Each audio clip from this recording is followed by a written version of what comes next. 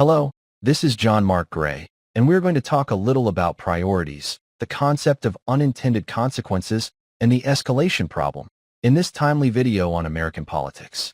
So let's get started. The recurring pattern of presidential bluster followed by strategic retreat, what some might cynically call the taco trade, has become a hallmark of the Trump administrations. His tenure in public office has been characterized by a torrent of often impulsive and reckless pronouncements. When the inevitable consequences of these ill-conceived ideas begin to unfold, the president frequently recoils from the precipice of his own making. Yet, in those few, dangerous instances where he doesn't back down, the fallout has been invariably far worse. Such leadership, if you can call that leadership, driven by caprice rather than strategic foresight, is demonstrably imprudent and ineffective, particularly for a nation commanding the world's most powerful military. It suggests a profound deficit in impulse control and an insatiable hunger for attention. Donald Trump, it often seems, is less a statesman and more a reality TV performer, a deeply neurotic individual whose act, regrettably, the American people bought, leaving us all collectively grappling with the repercussions. As an observer from outside partisan lines, one could only hope for a lame duck presidency, perhaps even another impeachment, to temper this unprovoked chaos. This recurring global problem of never-ending wars, driven by the profound and often devastating law of unintended consequences, is a principle humanity desperately needs to internalize. We witness its effects daily, from trivial disputes between neighbors over property lines escalating into protracted legal battles, to the far more catastrophic realm of military actions and their unforeseen, generations-long repercussions. Donald Trump is already talking about avenging Americans' deaths with his Iran attack. Remember, you attacked them, and revenge works both ways. You don't think there are Iranians who want to seek revenge? This rhetoric, however, conveniently forgets the reciprocal nature of revenge. Every action begets an equal and opposite reaction, particularly in international relations. Are we to believe there are no Iranians, no regional actors, who might seek retribution for perceived injustices? Consider the initial miscalculation of the first Bush administration's intervention in the Gulf in 1990-91. While presented as a swift victory, some argue that the subsequent enduring U.S. military presence in the region and the perceived desecration of holy sites contributed to the radicalization that fueled the rise of figures like Osama bin Laden. This period, arguably, sowed seeds that culminated in devastating attacks on American ships in ports like the USS Cole bombing, and ultimately, the tragedy of 9/11. The chilling reality is that unintended consequences can play out over years, even decades. This is precisely why prudence, foresight, and deeply considered strategic thinking are paramount for any national leader. Then came the second Bush administration's invasion of Iraq in 2003, removing Saddam Hussein from power. While the immediate objective was achieved, the subsequent decade-long occupation plunged the United States into a quagmire, costing trillions of taxpayer dollars.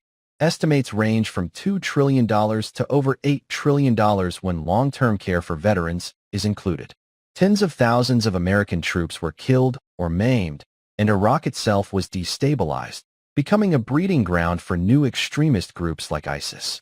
Again, the inexorable law of unintended consequences, a brutal accounting of hubris and short-sightedness. This pattern, it seems, is condemned to repeat. With recent military strikes against Iran, one is left to wonder if, as a country, we are truly incapable of learning from our mistakes. What is the inevitable fallout? Surging oil prices, contributing to inflation that already strains the budgets of most Americans struggling to make ends meet.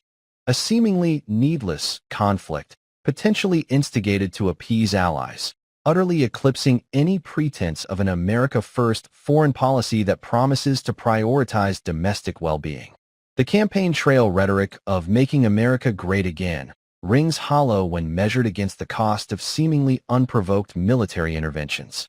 Such actions inevitably carry profound consequences, politically and economically. They risk further eroding a president's domestic support, forever tarnishing any legacy of peace, and cementing a reputation as a warmonger, initiating conflicts where none were necessary or justified by direct aggression against American soil. This propensity for unprovoked military action sets a profoundly dangerous precedent. How can the U.S. genuinely lecture China about its ambitions regarding Taiwan, or Russia about its aggression in Ukraine, when our own foreign policy actions appear to sanction the very behaviors we condemn? By seemingly granting ourselves license to unilaterally intervene, or even assassinate leaders we dislike, we effectively give a green light to other nations to take what they want, or initiate their own unprovoked wars. The concept of unintended consequences is not complex, yet it eludes successive administrations. I am exhausted by leaders who, despite being ostensibly the best and brightest, consistently fail to grasp this fundamental principle. What America desperately needs are far smarter leaders. Individuals with rock-solid impulse control, capable of thinking not just weeks or months ahead, but years and decades into the future, anticipating the long-term repercussions of their actions. In short, America needs to dramatically improve how it selects its leaders, and American voters must become far more discerning in their choices. Otherwise, we are condemned to a cycle of runaway inflation, fueled by unsustainable government spending. Someone, after all, must pay for these military operations. Do we truly want our tax dollars spent on costly, protracted conflicts in the Middle East, or invested in fixing America's crumbling infrastructure, providing universal health care, ensuring affordable housing, and strengthening our education system? The priorities of ordinary Americans often seem irrelevant once defense contractors begin lobbying Congress, or when foreign nations like Israel advocate for endless intervention on their behalf. America First should represent a genuine commitment to domestic prosperity and peace, not a vacuous campaign slogan forgotten the moment a president takes office. One of the most glaring lessons from recent history is the staggering financial cost of endless foreign wars. The conflicts in Iraq and Afghanistan alone, by some estimates, have cost American taxpayers over $8 trillion, a sum that could have revolutionized our nation's infrastructure, healthcare, or educational systems.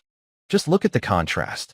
China pours money into high-speed rail, subways, ports, and clean, modern cities, while the United States limps along with third-world infrastructure. But hey, we crank out big, beautiful bombs that blow up other people's bridges and hospitals. That's our specialty. We don't build, we bomb.